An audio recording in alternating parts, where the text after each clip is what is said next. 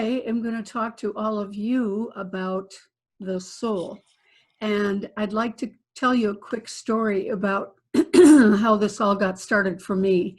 Because when I grew up, you know, I mean, people talked about the soul, but I don't think the people in my life really knew what they were talking about. Or I don't think they had a concept of what the soul was. And I didn't either. Well, I got a call from a parent. Their son had fallen 18 feet and landed on his head, and he was in a coma. And they asked me if I would come to the hospital and do healings on him.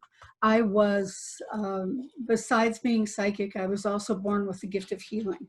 And so I went to the hospital, and you know what was interesting about that experience is, well, there were many interesting things about it, but I walked into his room that night and he was completely bandaged. So I didn't even know what he looked like. And I heard the nurse telling the family that they doubted that he would ever come out of the coma, that if he did come out of the coma, they used the word vegetable. They said he would be a vegetable. He would never be able to walk again, eat by himself, clothe himself. They said that the nurse said, you might as well just put him in a nursing home now and save yourselves a lot of money. And I just stood there after hearing this. And I looked over at the mother and I said, I'll be right back. And I walked down the hall and I said to God, I said, did you hear what they just said? And my inner voice said, don't listen to the fears of the world. Get to work. And so, okay, I started that night channeling healing to him. And the next day, on my lunch break, I went up to the hospital and I was standing, and you know, his whole body had been messed up in the accident. So I wasn't even sure, you know, where should I put my hands? And I had my hands, one on his head and one on his stomach. And within about 15 seconds, I heard a voice behind me say, would you please heal the speech part of my brain? I'd like to talk again. And I thought, okay, where is that coming from? Because he's in a coma and there's no one else in this room. So I slowly turned around, and standing behind me up against a wall was, well, it was a human being, but it was kind of invisible. Well, I'm not saying that correctly, but I just looked at this person, I guess I'll call him, and I said, who are you? And he said, I'm the soul that lives in that body. And I said, well, if you're the soul, can you be out of the body? And he said, oh yes, we come and go all the time. And he said, when I am out of my body doesn't feel the pain. And he said, so I'm going to stay out of my body more than be in the body. And I'm telling you, I didn't even know how to respond to this person. I mean, this soul. And he said, it was interesting. He said, I want to speak again. So please work on the speech part of my brain. And I said, I don't know where that is. And this is what happened. That energy, that soul went right into the body, and his arm came up like that and smashed down on his head. And what happened was the nurse walked in right at that time. And she said to me, why did you put his hand there? And I said, well, I didn't put his hand there. Well, I mean, what do you say? So all I said was, do you know where the speech part of the brain is? And the nurse said, well, yeah, it's right where his hand is. It's like, okay. So I went up there every day, and I would go into the room. I would go over to his body. Now, remember, his head is bandaged. I had no idea what this boy looked like. And every day when I would come in, the soul would come out of the body and stand right next to me and talk to me. And he would tell me things like, would you please do healing on my knees? They really hurt today. Another time when I went in, he said, would you please work on the back of my neck? It's really sore. I have a really bad headache today. Okay. And so his soul guided me for 6 weeks. And 6 weeks later, that young man left the hospital walking and talking on his own. He was fine. That changed everything for me, how I looked at things. He taught me so much, just even by, seeing him go out, come back in. I noticed that when his soul was out of his body was very, very still. It hardly moved at all. And when the soul came back into the body, oh, he would moan. He would move his body slowly. And here's something else that was fascinating. He was scheduled to have surgery. There was a bleeding going on, and they needed to put a stent in his brain. And his body was very weak. And so the family, everybody was really nervous about this, but they said that the surgery had to take place. So I was at my job at that time. I was a barber for a few years. So I was at my job cutting hair.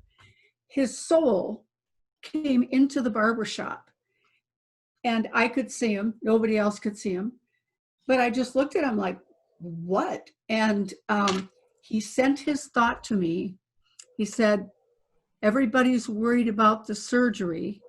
My body is not strong enough, but don't worry, I've taken care of it. And I said, I sent a thought, because I'm cutting hair, I've got somebody in my chair. So mental telepathy back and forth. And I said, what did you do? And he said, oh, you'll see. And he was gone. So about half an hour later, I got a call at the barber shop. His mom said they've postponed the surgery because they found a mysterious substance in his blood, and they couldn't identify what it was. And so they had to postpone the surgery. And I thought, that was fascinating to me, that the soul could do something to the body so that the body wasn't able to have surgery. And it was, what they did was they called all the family members to the hospital. Everybody had to do blood tests because they were trying to figure out, what is this? They never did figure it out. But 2 days later, when his body was stronger, that substance was no longer in his blood, and they were able to go ahead with the surgery. Even when he was out of the coma, but not completely, I would communicate with his soul, because his soul, the soul knew everything about its body. which I found so fascinating. I also found that his soul appeared in blue jeans and a t-shirt. And his soul looked very healthy, very happy. He was concerned about his body, but he would leave a lot so that his body didn't feel pain. And after that experience, it was like I couldn't go back to the way I had done readings before or done healings. I wanted to communicate with the soul every time. And that is how I started to learn about the soul. I also learned, it's interesting about the soul. It has a different opinion than our 3D dimensional brain. Okay. It looks at the bigger picture of everything. It doesn't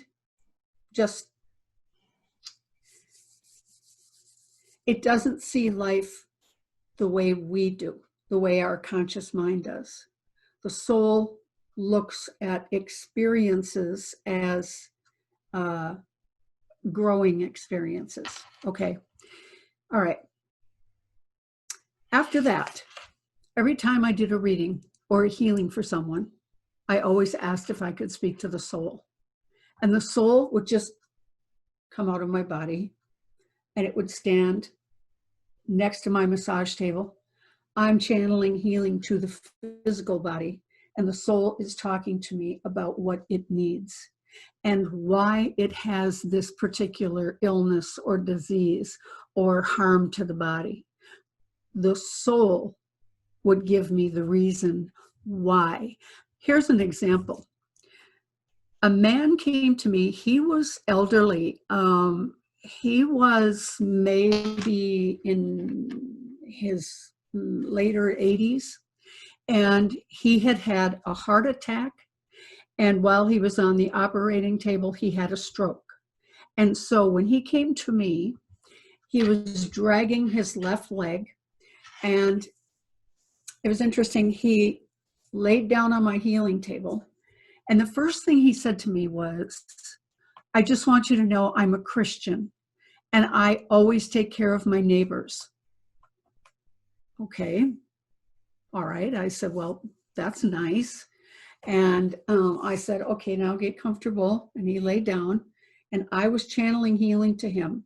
His soul came out of the body and his soul said, yeah, he takes care of everybody but my body. And he said, I am trying to get his attention. I need him to focus on me, on my body. I want him to give to me, my body, what he gives to everybody else. So I thought, well, this is going to be interesting. So when I was finished with the healing and he got up and I told him what his soul said, and he started to cry. And he said, well, that's never going to happen because that's being selfish. And I can't spend that much time on myself. I have to focus on other people. That's what God wants for us. And I thought all I could think about was, I wonder what else is going to happen to his body so that he finally pays attention to his own body instead of being out there giving to everyone else. So that's what I mean. The soul can see experiences from a higher level and can see why we go through the things that we go through. Another example, a very successful dentist was up on his roof one day. I can't remember why he was up on his roof, but he was cutting part of his tree down, okay, and he fell, landed on his back, broke his back, and severed something in the back, and he was paralyzed. So now he's in a wheelchair, can't work anymore. And he came, and I was channeling healing to him. And I told him earlier, I said, I'm going to talk to your soul and see if we can get any information on this, on why you are going through being paralyzed. Okay? He said, yeah, that was fine. Okay. So his soul came out of his body. And I said to him, okay, what's up? What's going on with this? Why are you having the experience of being crippled? And he showed me a past life where he was a pirate. And he said that that whole life, well, how do I put this? He had a lot of relationships with different women around the world, well, around that part of the world when they were pirates. And, but he never stayed true to anyone. He never stayed home long enough to get to know neighbors or his family or have a pet. He was always going, and never committing to anything. And I thought, oh my gosh, so this is why your body is paralyzed, so that you can get to know your family, your friends, have friends. And his soul said, yes, this is why. Wow. Okay. When I told him that experience, he started to cry, and he said, Echo, I have the worst time committing to anyone. I work 7 days a week, or I used to. He said, I don't like being home. He said, I do have a wife, but I spend very little time with any of my family. He said, I just don't want to commit to anything this life. And he said, my wife has actually made the comment that it was nice to have him around all the time. And she said, I feel like I'm getting to know you for the first time. So, other situations, so many situations where you just wonder, wow, why does that person have to go through that experience? And yet the soul welcomes it. The soul welcomes what's going on. Now, there is a situation where a lot of souls also choose not to pay attention. They don't want to pay attention. And life can throw them a lot of curveballs, ways to wake up, but they're not waking up.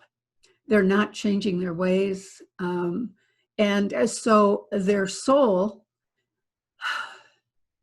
you know that feeling when you're doing something and you know you shouldn't be doing it, you know you should be on a different path, but you're not?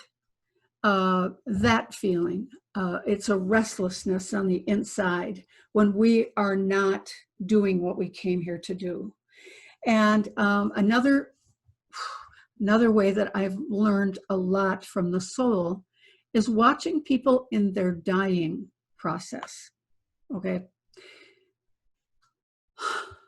So fascinating when you see the body just laying there and the soul is out of the body, and the soul is oftentimes just hanging out with the family, listening to people talk. It was interesting. I went and visited a friend of mine. This was about a year ago. He was dying. And I came out of the elevator. I walked by the family room, and his soul was sitting in the family room with the family. It just kind of startled me. And he saw me, and he smiled at me, and I smiled at him. And then I went in and looked at his body. Body was completely vacant of any soul energy. And about maybe a minute later, his soul came into the room, stood up at the top of his bed, up by his head. And his soul looked at me and said, "This is ridiculous. Why are they doing all of this? And so I sent him back a thought and I said, well, they're trying to keep you alive. And he said, why? Why? I'm full of cancer. It's time for me to go. Why are they doing this? And he said, I'm going to go sit with my son in the family room. I don't want to be in here. I don't like what I'm seeing. And his soul left the room, and they continued to do life support. Now, what was very sad was that he had told his partner that if he ever got really sick, he didn't want any measures to keep him alive. If something happened, he wanted to be out of there. And unfortunately, they never got it in writing, and so it was the hospital's obligation to do everything that they could to keep him alive. And, you know, something that I thought was interesting was his sister was coming from out of town, and he made the comment, his body made the comment to his partner, well, I hope she gets here tomorrow by noon. And his partner said, well, I don't know how she can get here that soon. He said, well, let's just hope it's by noon. His body went back to sleep, soul left his room. And the very next day at noon, right at noon, he had a heart attack. And you could see his soul was ready to go, and his body was a mess. And they came flying in with all the equipment, and they hooked him up to machines, and he lived for 2 more days. And just from the machines, his soul didn't even go back into the body. And they said, you know, he was in a coma at that point. And the truth is, his soul was out. His soul was really upset that they were doing all of that. And yet then his soul later said to me, after he died, his soul was at the funeral, and his soul said that he was glad that they took longer so his partner could accept that he was dying. And so he said, I see the value of them prolonging my death. But he said, I also think it was terrible that they put my body through all of that, because my body was exhausted. So even his funeral, I learned, I saw his soul cry tears, not wet tears, but tears. His soul was very, very sad. And he kept telling his partner, although his partner couldn't hear him, he kept saying, I'm so sorry. I'm so sorry that I left. I was just really, really sick. And so I told his partner afterwards what he had said. So throughout my career, and it's been a long one, I've been doing this work for 54 years. God, I sound ancient, don't I? I'm grateful that I have been able to learn about the soul. I have also seen visions of the other side. I have talked to my own soul. What I've done is I have regressed, done hypnosis, and I told the man that I wanted to talk to my own soul. It was a time in my life where I had a lot of physical problems, and I was in and out of the hospital a lot, and I wanted somebody to explain to me what the heck was going on. And so I did communicate to my soul. Oh my goodness. I was surprised, let's say, at the answer that my soul gave me when I said, why am I so sick all the time? She said, we are learning compassion for all other people that are sick, and that will make you a good healer. And I told her, I said, yeah, you're right. It'll make me a great healer, but oh my gosh. And so again, the soul has a much different idea of why we go through what we go through. And I want to take you back. Let's go back in time when your soul was first created, okay? And this is billions of years ago.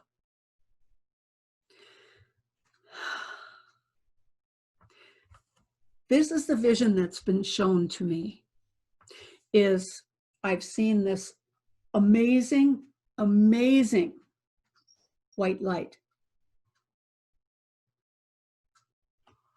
Sorry, there's a funny little noise in my office. That was very strange. Okay, there's this enormous white light. And I saw, okay, what they said to me when they showed me this picture, they said, this is the creator. And it was this humongous white light energy, okay? And it took a part of itself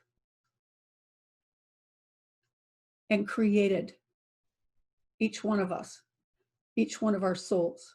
And they showed it to me like this, like little round balls.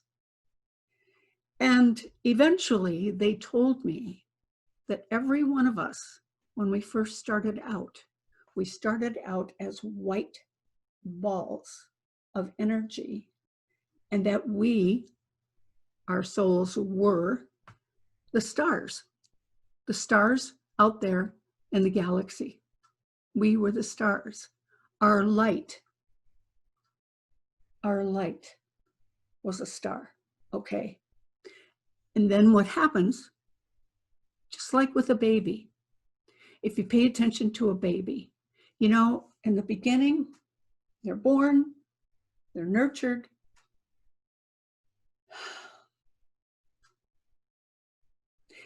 They begin to grow. And what happens is they get curious. They want to touch everything. They want to taste everything. They're always going like this. They're always putting it in their mouth. And then as they continue to grow, well, now they want to walk. Well, they don't know about walking yet. First it's crawling and then it's walking, okay? That's how our souls were, is we get to a certain point in our development. And remember, we are pure white light, all right? We get to a certain point in our development and we want more. We want more. We want to understand. We want to understand everything. And what they have told me, the guides that work with me, what they've told me is that God, the creator, created several planets, all different planets in different solar systems, and they each teach us different things. And they call Earth the emotional planet. This is where we come to have emotional experiences. A lot of people are afraid of their emotions. They're terrified of their emotions. And so they just, you know, they cut themselves off from here down. They don't even feel anything. They just go through life from their brain, and they never really engage in any kind of emotional experience. And so those folks, they come here, hopefully, to learn about emotion, to feel emotion, and also to get to the place where they're no longer afraid of their emotions, where they express their emotions. We express crying, grief, anger, laughter, happiness, joy, shame, guilt. There's so many emotions here on Earth that we can experience. The problem for those of us who, or for all of us is, well, I shouldn't say the problem, because we live, we have a living experience, and then we pass away. And short amount of time, I've heard that the elders on the other side recommend at least 60 years in between lives. But I have recently met a lot of souls who have come back maybe within 5 years of their last life. I met one gentleman. Well, that was a fun story. Well, interesting story. But he came back 9 months later after his death. So not everybody, not all souls take their time or take it time to relax. Some of us are anxious to get back. And so when we choose to come to Earth, we're choosing to have all kinds of experiences. There's the strangest noises going on in here. All kinds of experiences that will help us to grow emotionally. And there are other planets. I can't really tell you about the other planets. I met a family from a planet called Ura, U-R-A. And,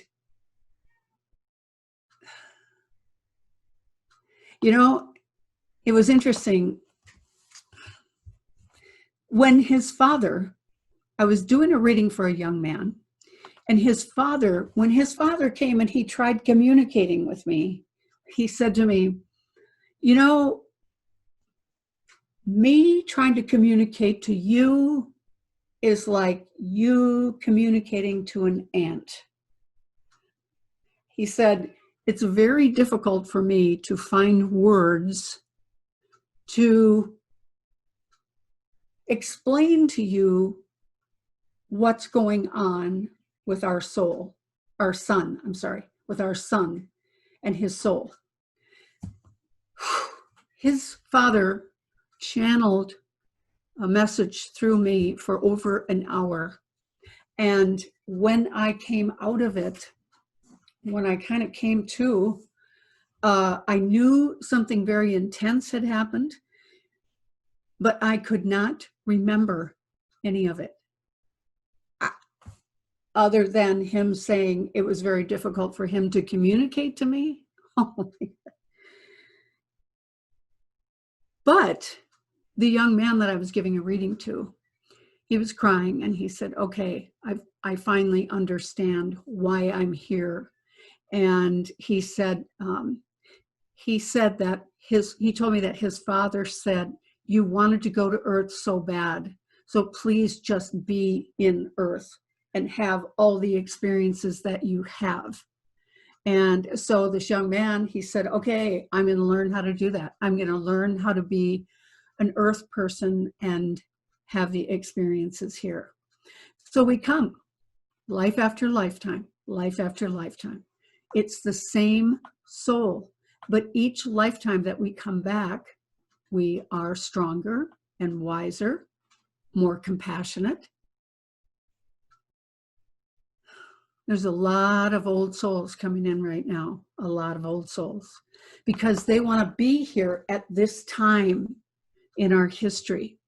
As we all know right now with the COVID-19, this planet is changing big time, big time.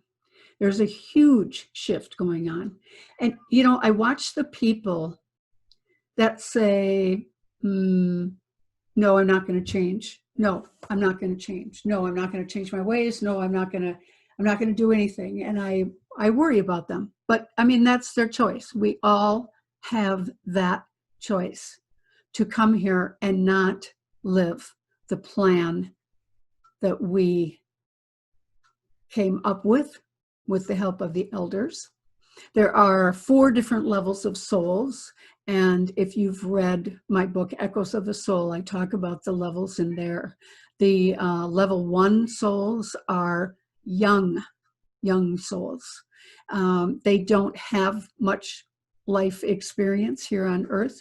They may have lived in other planets, but their life here is a first in their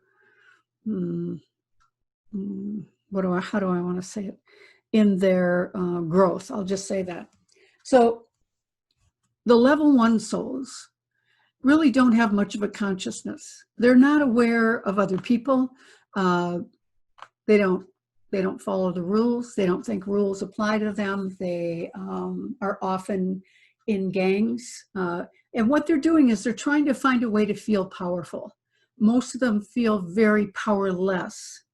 And I mean, they hurt animals. They don't think about the earth at all. The nature, what's that? They don't take that seriously at all. Level 2 souls they're a step up from level 1. Okay, they're maybe considering, I don't know, maybe considering their connection to others, but really, not really. They feel isolated a lot. It's hard for them to make friends. They don't really understand the importance of pets or or of nature. But they get through life. They learn, and hopefully they take it seriously. Then level 3 souls, they are more awake, all right, much more awake. They're starting to pay attention to animals as pets, as animals with a consciousness. They're starting to understand consciousness a little bit. And, they're growing. They may choose not to grow too much. They don't want too much on their plate, but they're growing. And then level 4 souls. That's when people have a consciousness like we do. They look at the earth. I'm looking out my window and it's just, garden everywhere. And they appreciate the earth. They appreciate people. They connect better with people. They have a lot more emotional life experiences, and they learn from them. All right. Now, when we are done as a level 4 soul, we move on to the other side where there is levels 5, 6, and 7. And now some people are saying now there's a level 8 on the other side. I personally haven't seen that yet. I've seen 5, 6, and 7, but not 8. It's interesting. I had a pastor who died, and he came to visit one night. And he came in my office, and he was always really bouncy and happy. And he said, hi, and I recognized his voice right away. And I said, Phil, is that you? And he said, yes. And he was so bouncy and happy, but I didn't see him. I mean, he was just like the invisible man. I couldn't even see his soul. I just felt his soul. And I said, Phil, is that really you? I can't see you. And he said, oh, do you want me to take form? I can take form if you'd like. And I said, no, that's okay. You don't have to take form. I've just never communicated to a soul like this who I can't see. And he said, well, when we go to the higher levels, our energy is different. And he said, it's hard to explain to you. He said, when you get to the 5th level, then you'll understand. And I said to him, are you going to reincarnate again? And he said, no, when you get to the 5th level, you don't have to reincarnate anymore. He said, we can if we want. And he said, if a level 5 soul came to Earth, now it would be as a helper, as someone that will help to raise up the consciousness. And we see those people in babies who are just really like, whoa, they even look at you like a little adult. They're very intelligent. They're very wise. They're very conscious of everything. And you can see that these are the wiser souls. My cat, that's what that noise is. She's going crazy. She's not used to the door being closed. So what else can I tell you about the soul? If you are curious about you and your soul and where you're at in your growth,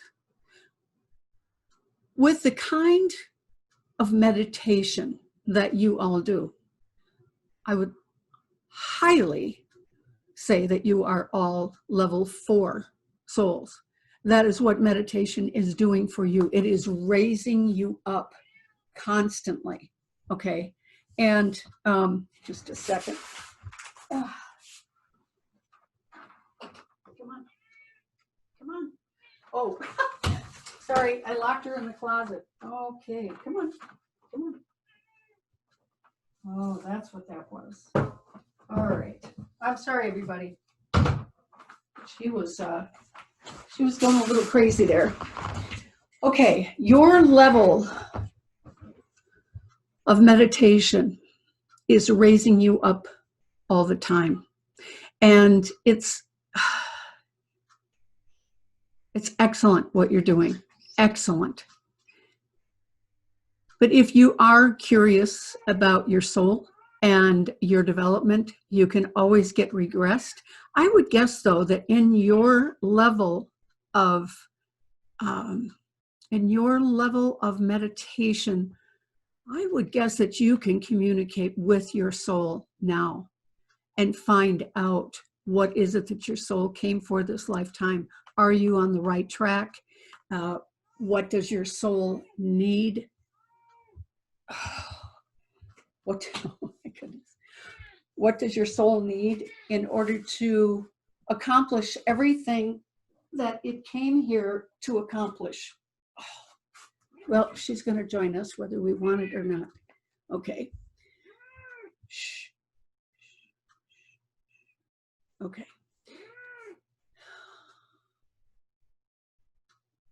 Just trying to think.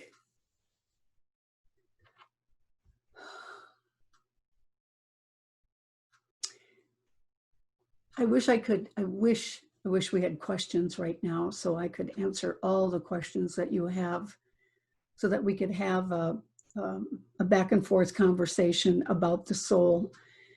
There's so many different stories I could tell you, but what I tried to do was find the stories that kind of wrapped it up for you, was a good example for you of the soul. We all are here for reasons that it's so interesting. So interesting that we aren't conscious of, the people in our lives, or like Master Pratiji. The first time I saw him was over at my office, and he was walking in the parking lot, and I just looked over at him, and my soul was doing a dance, like, it was like my physical body, all I could do was smile at him, because my soul was like, oh my God, there he is, there he is, there he is. And I thought, oh my gosh, I know this man. It was like my soul was doing some kind of a happy dance. And it was interesting when I knew that he was leaving town. Like, I felt very content knowing he was here in town. And then when I knew that he had left town, my soul went into this very sad, like, oh no, is it going to be another lifetime? But I've never gotten clear, because I've asked my soul, okay, what is it with him? What is it with Master Pratiji? Is it just he is who he is? But it's like, no, there's a soul connection. And today, when I saw him on the screen, my soul did it again. Like, there he is. Okay, it's like that. So we have people in our lives that we have been with before that meant a lot to us, that we have loved, people that we haven't loved so much, people that we're afraid of. Our soul is very, very old, very wise. You know, when we can tap into it, we can tap into the God within us. And that's the other part of my journey this lifetime, is to learn to communicate to the voice within, which I call God, my intuition. For the longest time, I thought that what I had was women's intuition. It was just this thing that women had, and I didn't know that it was the divine part of myself until, you know, I read books, but I took classes trying to understand intuition. Why is it so accurate? Why is it always there? Why does it know me so well? Why does it always protect me? What is that silent voice within me? And I just kept studying and growing and getting more and more intuitive. And okay, hold on. There we go. Okay, now she's going to want to go out. Sorry, folks, it happens every time I do a Zoom. I swear she wants to be here. Okay, but then she doesn't. All right, where was I? Intuition. And finally, I was taking some classes at Unity Church, and there was a chapter on the voice within, the silent voice within. And I remember looking at my minister and saying, wait a minute. Intuition, this voice inside that guides me through everything, is the voice of God? And he said, yes. And I said, well, does the whole world know that but me? And he said, I don't know. But he said, that is the part of you that is God. And I do want to share with you a really cool experience I had. This was back in the 80s, and everybody was talking about their higher self, that their higher self was within. And I didn't have a clue. What does that mean? I don't get it. And I talked to a friend of mine who meditated daily, and he said, I said, do you know about the higher self? And he said, yes. I said, it's really inside? And he said, yes.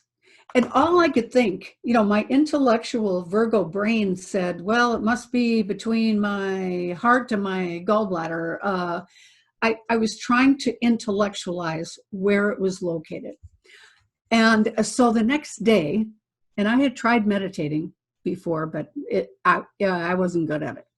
So the next day, what I did was I went down on my treadmill, and I thought, I'm going to hold on to these bars, and I'm going to ask God if he's in there. And so I held onto the bars as my feet are moving on the treadmill, and I closed my eyes, and I said, God, are you really in there? And this white light came out of me like I had swallowed a big floodlight. And I was literally shaken by this, because this light, and it said, yes, I am. And I just kept on the treadmill with my eyes closed, looking at this white light. And I was speechless. I couldn't say anything more to it. And the next day, went down on the treadmill, and I closed my eyes, and I said, God, are you still there? And a light came out and it turned into this beautiful sword. And I said, why do you look like a sword? And the voice said, because I am your protector. And I thought, oh my goodness. And so ever since then, I learned to meditate. You're not going to believe it, but I always did it on the treadmill. And the reason I did it on the treadmill was that my physical brain had to pay attention to my feet. And so I was open to hearing the still small voice within me. And I would ask for guidance every day. I would receive guidance every day. And now, treadmill is broken, but I continue to go into that place, that quiet, secret, spectacular place within me. And I talk to God each day. And I ask throughout the day, what do you need me to do today? Am I on the right track? It's been, I would say, probably the most important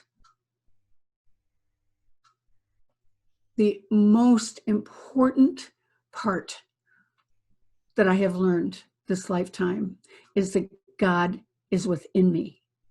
And that still small voice inside guides me, does protect me, warns me if I'm in a spot where, even if I'm out in public, if I get out of my car without my mask on, my intuition will say, it's okay, you can go without your mask. Or it will say, put your mask on. Okay. I mean, I just think it's so interesting how it guides me with everything. And that's why, right now with this COVID-19 going on, so many people are fearful of catching it or, having to be quarantined. It's really sad, the amount of fear that's rampant on our planet right now. And yet the COVID is part of the shift that we're going through. We needed to all slow down, and hopefully many, many people have learned to go within themselves.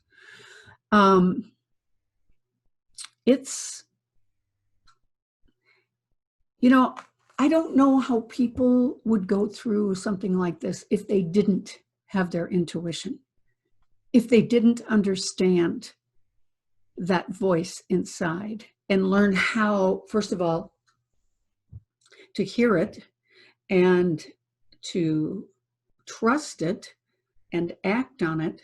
It's like there's 3 steps to living intuitively. And for a lot of people, it's a matter of getting out of our head and focusing down here. Women use the term knowing. Women will say, I just know this is what we should do. And when you ask them, well, how do you know that? Usually they don't have an answer. They don't know what to say. Or a man will say, I got a hunch. Or my gut says, this is what we should do. And if you ask that person, well, what do you base that on? I don't know. It's just a hunch. It's just my gut. It's just what we have to do. Okay. When we talk like that, because people ask me all the time, well, how do I know if it's a thought or if it's my intuition? Pay attention to how you're talking. Do you say, well, I think this is what we should do? Okay, that's your intuition. No, that's your that's your thoughts. That's your brain. When you say, I think this is what we should do. When you say, I know this is what we should do, that's intuition. That is the voice of God within your soul. Okay, remember way back when I talked about that you used to be a round ball of energy. Well, inside that was that beautiful light of divinity. within your soul. It has always been there, and it will always guide you through your life. Always. We don't have to live with fear. We have the greatest wisdom within ourselves, within our souls. So, it's getting time to wrap it up. Just trying to think what else is important for you to know about your soul.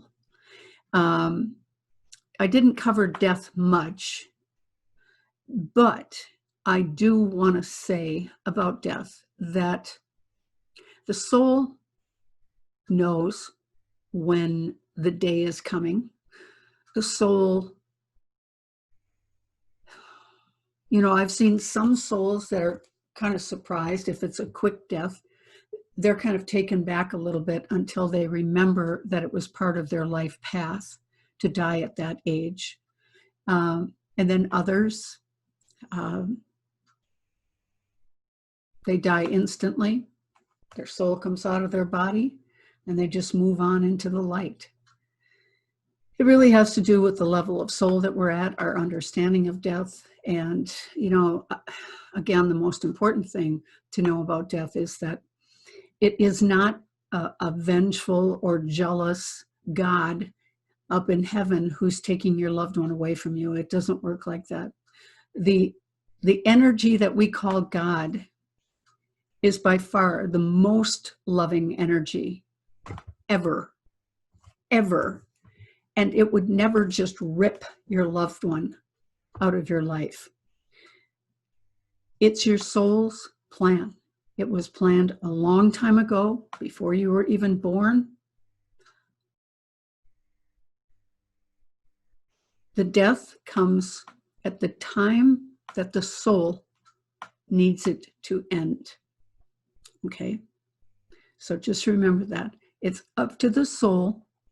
There's been many people that I've worked on in healing that are in their dying process. And people have asked me, would you please talk to my soul and find out if I'm going to live or die? And in every case, I've always asked the soul, and the soul has always said to me, I'm going to die. But you know what? They don't call it dying. They call it graduating. So the soul will say, I'm going to graduate in 2 weeks, or I'm going to graduate in April, or whatever. They'll give me a time period. They always say, don't tell my conscious mind, because I need my body to get some things done before I leave. So please don't tell my body. And in every case, when I have told the person, your soul wouldn't give me any information, they always say, oh, I'm so glad. I don't think I really wanted to know. Okay.